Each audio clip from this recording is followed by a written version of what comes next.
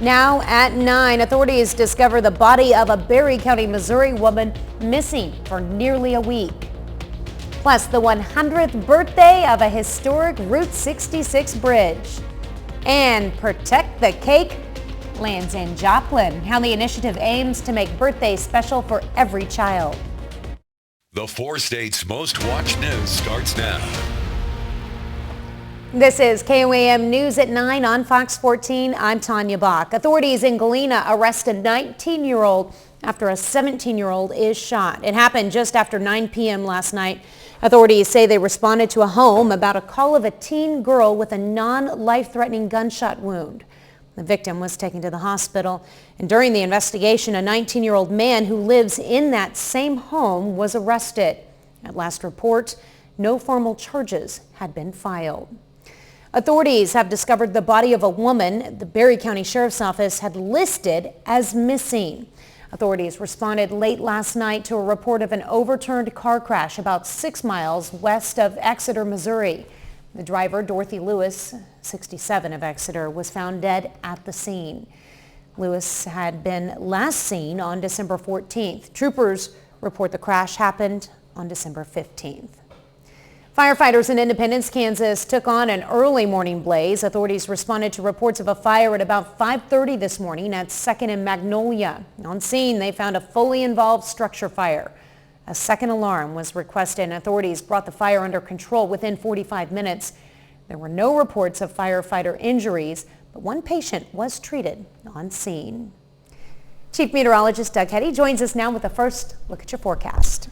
Yeah, it turned out to be a pretty nice Wednesday for us today. A lot of clouds across the region, but temperature is still pretty good. 61 for an afternoon high, well above our average high. 47 degrees. We started at 43 during the morning hours. Looking outside, it's 52 in Joplin, also in Pittsburgh. It is dry, but that's going to be changing as we go through the next few days. You can see just about everybody lower 50s across the board. Now, we're only going to drop back upper 40s later on tonight. One reason why, southerly winds kind of keeping our temperatures up just a little bit, which is kind of nice to see as we go through the overnight hours. A lot of clouds. Clouds will continue to thicken. We're watching our next storm system building out across parts of New Mexico, and that will start to affect us as early as tomorrow. Just cloudy skies tonight, back to 47. We're going to look at those rain chances here in just a bit. All right, thanks, Doug. Rainbow Bridge on historic Route 66 is celebrating 100 years today. Brush Creek Bridge in Cherokee County is the only remaining Marsh Arch Bridge on Route 66. Now, Marsh comes from James Marsh, designer of the bridge. KOAM's Fernanda Silva has the story of the bridge on its 100th birthday. Every single day over the last 12 years, Robert Dean Walker has had the same routine. Every morning I just drive right through it, go right into town. He calls it a hobby to make sure the Rainbow Bridge on historic Route 66 is looking good and safe from vandals. Somebody might write their name on it and I paint it out. I don't know. Yeah, see the little spots on the pillars? They wrote their names and I'd hit it with spray paint. Walker is not alone in the mission of taking care of the bridge. In the early 90s, a new bridge was built in the east side of Rainbow Bridge to accommodate the increasing needs of local traffic. But Rainbow Bridge remains open, now one way. The plans were, when they came out with this project, was they would build the new bridge next to it and the older bridge would be closed. It wouldn't be torn down, but it would be closed to traffic. And we didn't think that that was a good idea for Route 66 travelers and the tourists. Owner of Nelson's Old Riverton store, another local attraction on the historic highway, Scott Nelson played an essential role in making sure the bridge would still be accessible for visitors. Works perfect because they don't have to worry about people, the local traffic coming through and they're in the way. We know how important it is to our Route 66 travelers to do their photo stops and, check it off their bucket list that they've seen. It's such a fun stop. And for the people who will check that item on their bucket lists in the future, Dean Walker will be there to make sure that the bridge is looking good. Along Route 66, Fernanda Silva, KOAM News.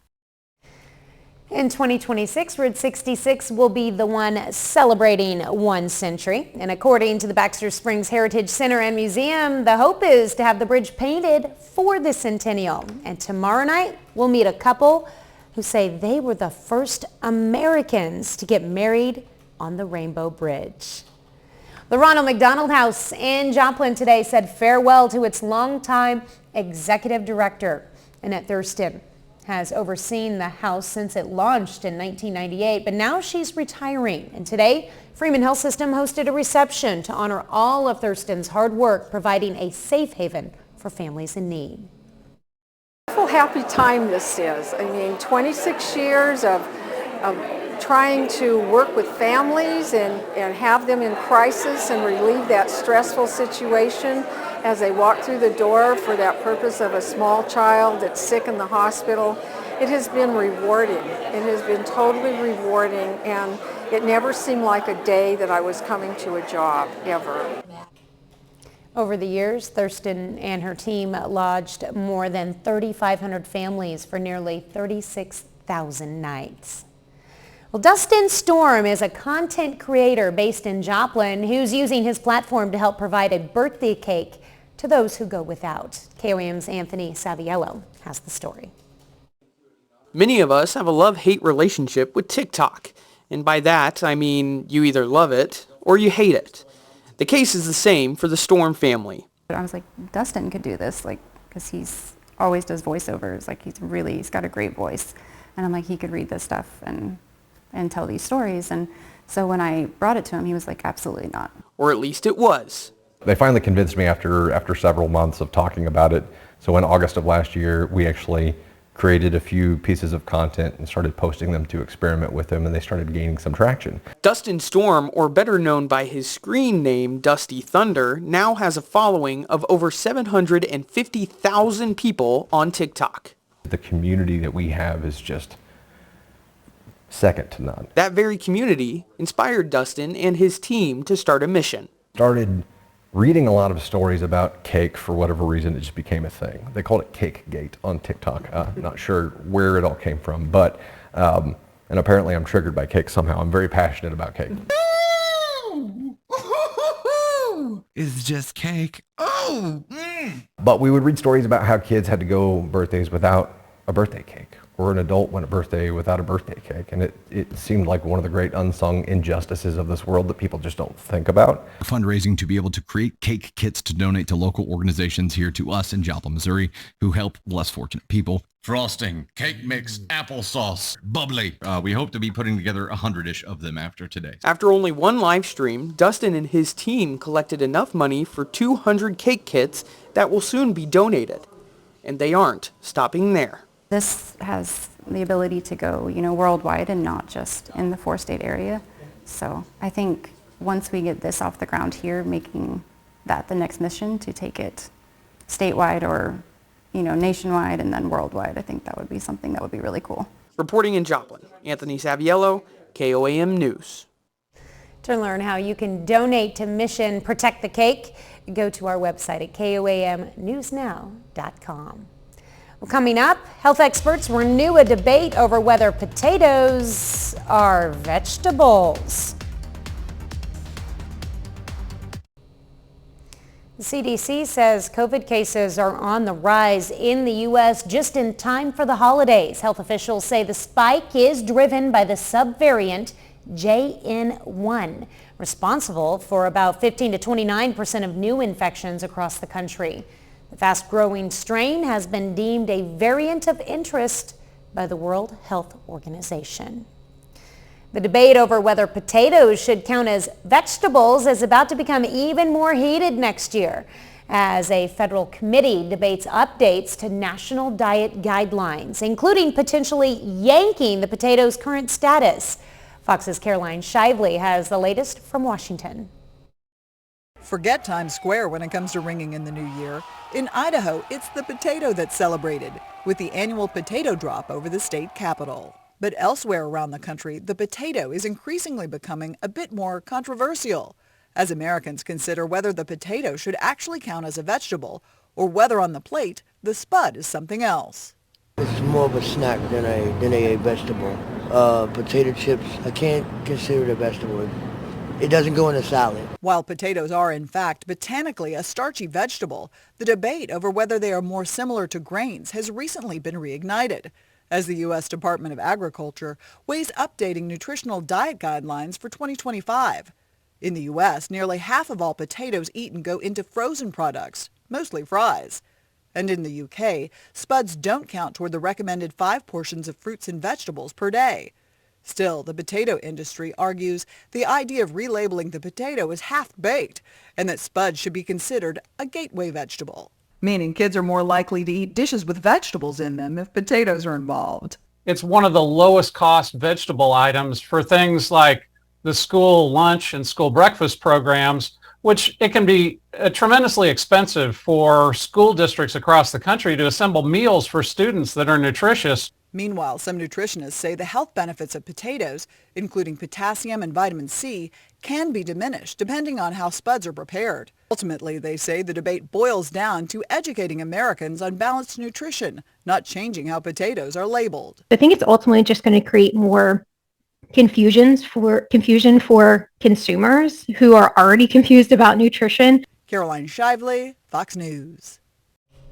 Well, Doug is next with a complete look at the forecast, and later it's National Signing Day for college football. We'll see which local high school standouts are moving to the next level.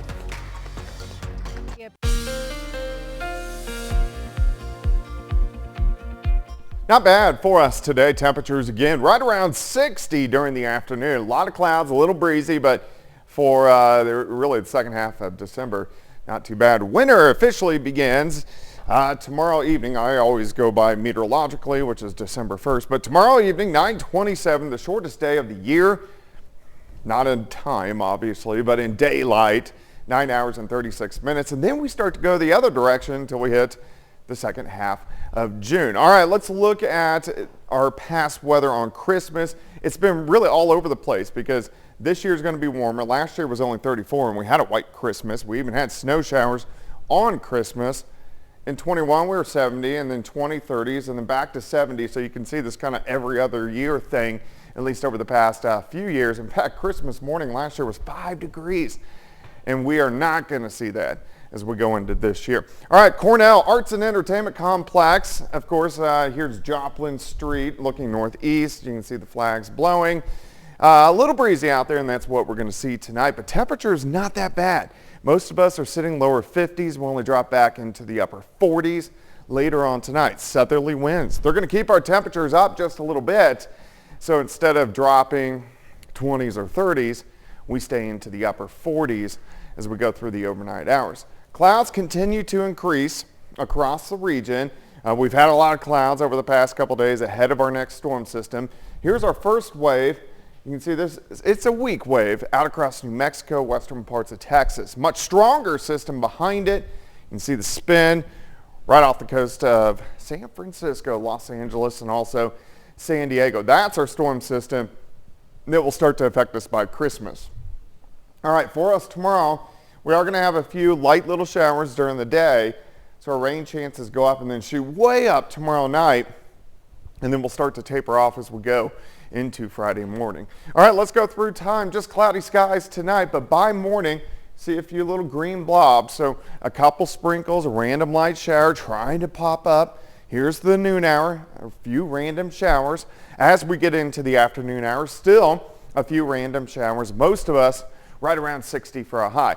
Here comes the rain tomorrow night. Now, it's not a huge batch. It is going to be scattered, but I think most of us will get at least something, but it's going to be fairly light.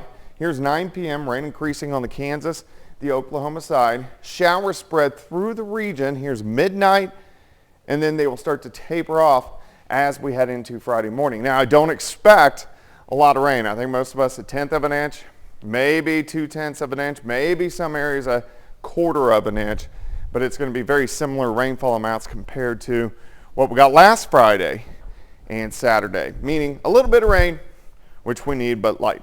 60 tomorrow, 58 Friday, 66 Saturday, thunderstorms Christmas Eve. We're going to be talking more about Christmas Eve, Christmas Day forecast coming up in our second half hour. It's hard to believe, such a change from last I know, year. it really is. Yeah, I guess all you can do is enjoy it. There you go. All right, thanks, Doug. Well, coming up, how retailers are stepping up their game to make sure you get your gifts delivered in time for Christmas. SiriusXM is being sued for allegedly trapping customers in unwanted subscriptions. It accuses the satellite radio company of forcing its customers to interact directly with an agent to cancel a subscription and then drawing that process out in a strategy to prevent the customer from canceling. New York Attorney General Letitia James alleges SiriusXM trains its agents to not take no for an answer, calling the difficult cancellation process illegal. The largest credit union in the U.S. is facing new scrutiny over racial disparities in its mortgage lending. A class action lawsuit filed this week against Navy Federal Credit Union alleges the lender discriminated against Black and Latino applicants. An investigation found the credit union had the widest disparity in conventional mortgage approval rates between white and Black borrowers of any major lender last year. Well, figuring out what to get your loved ones for the holidays can be a challenge on its own, but hoping your purchases get shipped in time for Christmas is a whole nother beast, especially if you've waited until the last minute to click buy. Fox News' Chris DeMio finds out how retailers are stepping up to meet the challenge. With the countdown to Christmas ticking away, Christmas bells are ringing. The race is on for those who still have to buy last-minute gifts. If you're ordering something online, you might be anxiously tracking your purchase to see if it will arrive before the 25th. But this year, retail experts say you may be in luck, citing how major companies have been increasing their delivery speeds to help get packages to your doorstep in time for Christmas. Amazon, Walmart, and Target have all been working to increase their shipping speeds this year. For Walmart and Target in particular, it's more about narrowing the gap that currently exists between them and Amazon. So, how are they trying to pull off this holiday magic? Amazon has a new distribution model, which currently basically splits the country up into 8 regions. And what that does, according to the company, is get items to customers faster because a lot of the products are shipped from warehouses in those specific areas. Amazon says the strategy not only ramps up shipping speeds, but also leads to lower prices because there's fewer facilities and workers handling the products. Walmart and Target are also improving the efficiency of their warehouses. Walmart fulfills online orders from its stores across the country. Last month, the company said it would be adding 40 parcel stations to stores in 9 different states. And they say these are basically like mini post offices that handle online orders and get them out to consumers faster. Target announced a $100 million investment in sortation centers, and these are basically warehouses that get online orders for Target deliveries and get them out to consumers faster. Chris DeMeo, Fox News. Up next, how a state grant will help Crowder College's nursing program. Missouri announces a nursing grant is headed to Crowder College. More than $211,000 goes to the school's nursing program. The grant will help pay for development and retention incentives for the nursing faculty. Funds will also go to an advanced nursing degrees as well as marketing to promote career opportunities. 30 more minutes of news, weather, and sports is coming your way. A couple of residents at a Carthage nursing home prove you're never too old to find love. Plus, the nation's highest court is stepping in after the Trump campaign appeals a Colorado Supreme Court ruling. You're watching the 4 states' most watched news. It was a happy day for St. Luke's Nursing Center in Carthage. 2 of their residents got married this afternoon. KOAM's Fernanda Silva has their story. One of the days when I first met him, I asked him, I said, "Do you believe in love at first sight?" Because when I first met him, I just thought he was it. Myra and James were on the same page. Both of them believed in love at first sight. So what made you think that he was the person for you? I don't know. One of the first things that I realized about him as we met and started talking, how important God is to him. United by faith, even though they have different religions, almost a year and a half after falling for each other, they finally got married at the place they call home, a nursing center in Carthage. But when I opened those sliding doors and I looked down, and anybody that's close to me heard me say, "Wow, she's beautiful." The ceremony was special, surrounded by family and friends. I pronounce you Myra Oline Bixler and James Bradford Simpson, husband and wife, legally and lawfully wedded for the period of your mortal lives.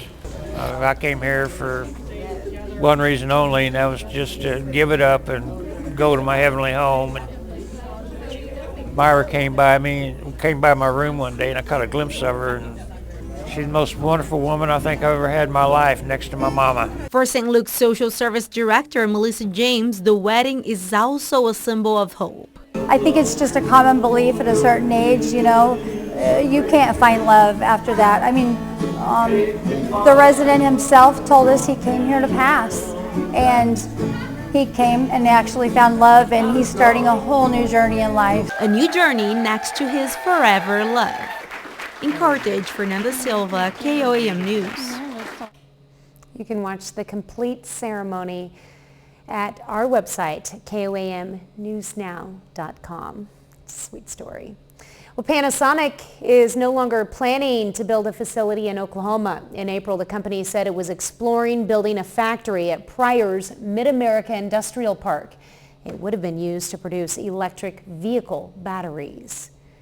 We're less than a month away from the first votes of the presidential primary, and in this election, the U.S. Supreme Court could play a pivotal role as it steps in on the case of whether Donald Trump is eligible to be president. Fox News correspondent Rebecca Castor has the latest from Washington. Can he or can he not run for president? It's become the biggest question mark for the 2024 race for the White House. The poll numbers are scary because we're leading by so much. But whether Trump's name is actually on the state's primary ballot will likely be up to the U.S. Supreme Court after judges in Colorado ruled to remove him because of his involvement in the January 6th protests. Is Trump an insurrectionist, sir? Well, I think it's certainly self-evident. He certainly supported an insurrection. No question about it. Trump's candidacy faces lawsuits in at least 15 other states trying to invoke the 14th Amendment, which says no one can run for office who has previously taken an oath to support the Constitution and engaged in insurrection or rebellion. I don't have much question they will overturn this decision, but they should do it unanimously. I think liberals understand that, even though they, politically oppose former President Trump, that this isn't exactly the way that the Constitution envisioned it playing out. And with all his other legal issues, this likely won't be the only time the highest court is called to weigh in, though some voters say they want the final decision. You should be able to vote for whoever you want to vote for. He's not qualified to run. The last time the Supreme Court was pivotal in a presidential election was in 2000 in Bush versus Gore, when it ended the Florida recount efforts, giving George W. Bush the White House. In Washington, Rebecca Castor, Fox News. Well, a bit later, just in time for Christmas, the Salvation Army in Joplin distributes the gifts donated through its Angel Tree program.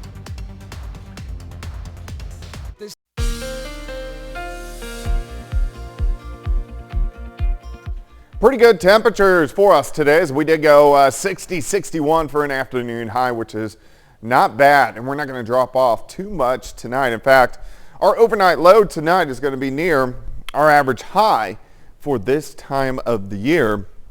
We're sitting into lower 50s right now, and we should slip back into the upper 40s a little bit later on tonight.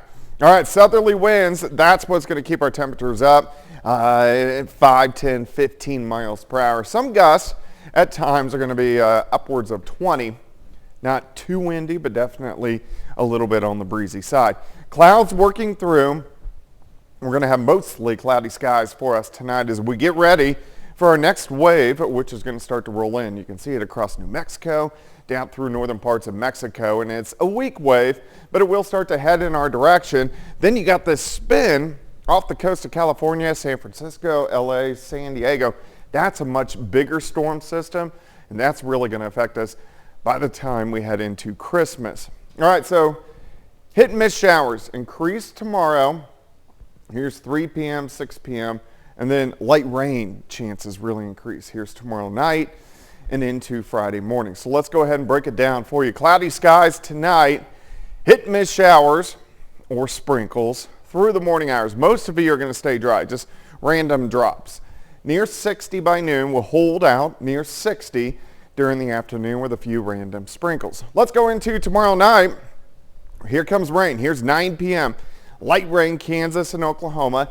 Gets into southwestern Missouri, especially late evening toward midnight. Then we just have light on and off showers throughout the night into Friday morning. Here's 5:30 in the morning. Once we get to Friday afternoon, just mostly cloudy skies, and then we'll wait for our next wave to roll in. All right, rainfall amounts with this first wave, it's going to be fairly light. 1/10 of an inch, maybe 2/10 of an inch at max, maybe 1/4 of an inch in spots, but overall fairly light rain, very similar to what we had this last weekend. We will get some heavier rain, but we're going to have to wait. So let's go Saturday. Here's Saturday evening.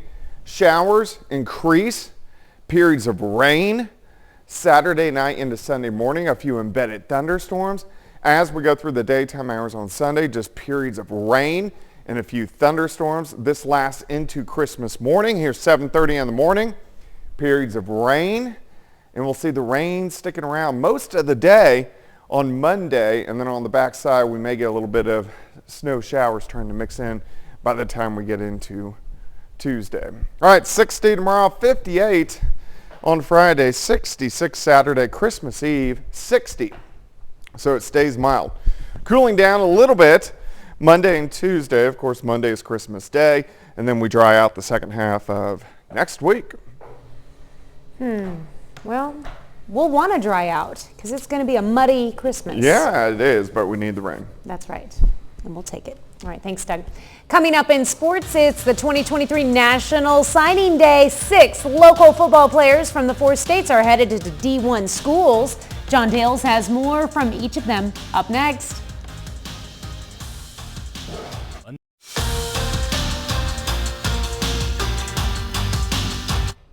Hey, welcome into sports. I'm John Dales. It's college football's National Signing Day, which means thousands of high school seniors across the country are putting pen to paper and making things official on where they'll be headed next fall. Now, here in the 4 states, Nevada offensive lineman Talon Chandler signs his national letter of intent this morning. He's heading to Mizzou, where he'll compete in the SEC. Chandler says he's excited to join a program on the rise and was so much looking forward to today, he could hardly sleep last night. This has been a goal since I was a little kid. You know, I watched my brother when I was a little kid. He signed when I was in 6th grade, and I remember saying, I'm going to do that one day. You know, so it's just been something that I've worked for, and I've had him to look up to, and, you know, just being able to have that opportunity and say, hey, this is what I'm going to do, and spend all these years working towards it, it's unbelievable. A couple hours later, our second signee in the area will also be playing college football in his home state over in the Big 12. Tyler Antle, a senior punter at Frontenac High School, signs his letter of intent in front of hundreds of classmates today. He's headed to Kansas to join the Jayhawks, and just a few years removed from first taking kicking and punting seriously, Antle is ready to do so in the Big 12. I started kicking when I was kind of in middle school as a hobby. Going into my freshman year of high school, it became a actual goal, and I started getting serious about it. And I kind of told myself that this is what I want to do. I want to play in college, and I want to play at the highest level of college football I can. At Joplin this afternoon, very busy signing day for the only high school in our area with multiple student athletes participating. 3 Joplin Eagles will be playing football at the Division I level. Tight end Whit Hafer is going to Missouri. Offensive lineman Dontrell Holtz making his way to the Big 12 to join Iowa State. And running back Quinn Renfro is off to the FCS defending national champion South Dakota State. In college, I ultimately look for culture, and South Dakota State just brought that in every aspect, you know, just the winning culture, you know, the culture in the weight room, you know, the team chemistry, just everything about it just made it feel like home, and ultimately they're going to make me not only a better player, but a better young man. It felt like home. love the coaches there, love the coaching staff. I have a really good connection with Coach Campbell, Coach Clanton, Coach Shuss, just all the coaches. Then my mom loves the place. She thinks it's what's best for me, and it's a good program, up and coming, always competing. Young program right now is what I love, and the way he holds his players accountable and how he wants them to be better men. I've put a lot into it. I know my family has. It's something because we're kind of down here. You don't see many recruits come out of here, so it's a big thing especially when you have 3 guys like this just coming here and going to big places, and so it's exciting. And rounding out the day at McDonald County for our final signing, that's another offensive lineman from the 4 states who's D1 bound. Offensive lineman Toby Moore is the first McDonald County high school football player to sign with a Division I school. He signs his national letter of intent with the University of Nevada, Las Vegas. Moore says when he first visited UNLV, it just seemed like a natural fit. As soon as I first went out there, I saw the family aspect, and I knew that, hey, this is like what we do in my hometown and all that, and I just thought it was really important to see that out there. Right now, I want to become a better man, become a better football player, and then college level, graduate and all that, and get my bachelor's degree.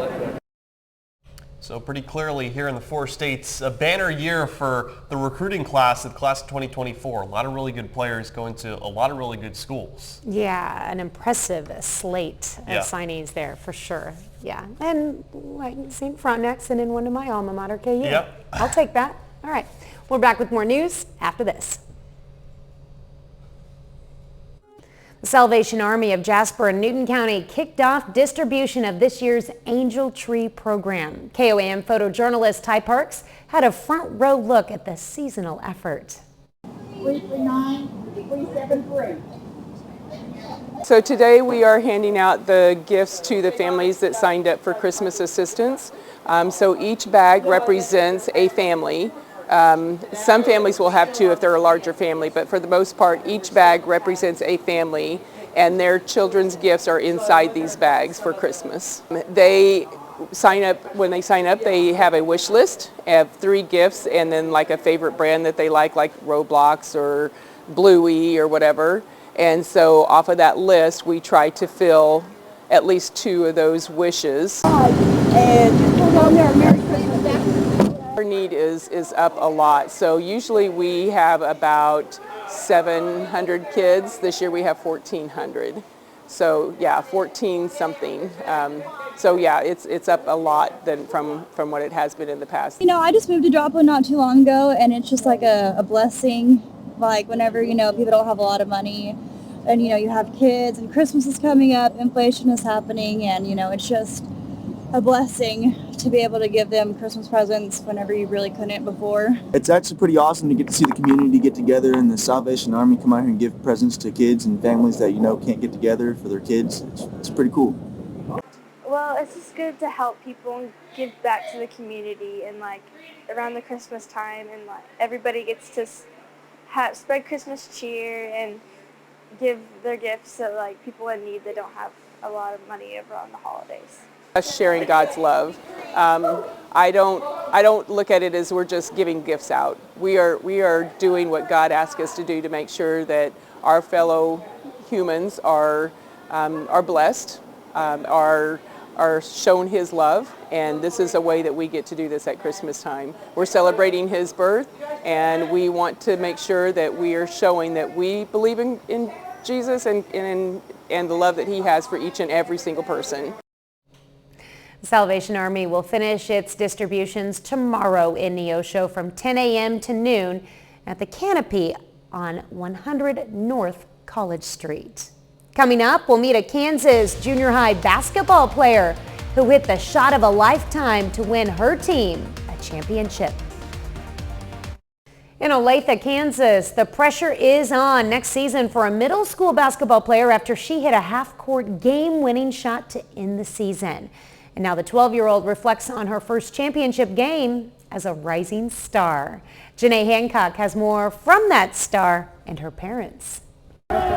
A moment that will forever replay in Lucy Zimmerman's head.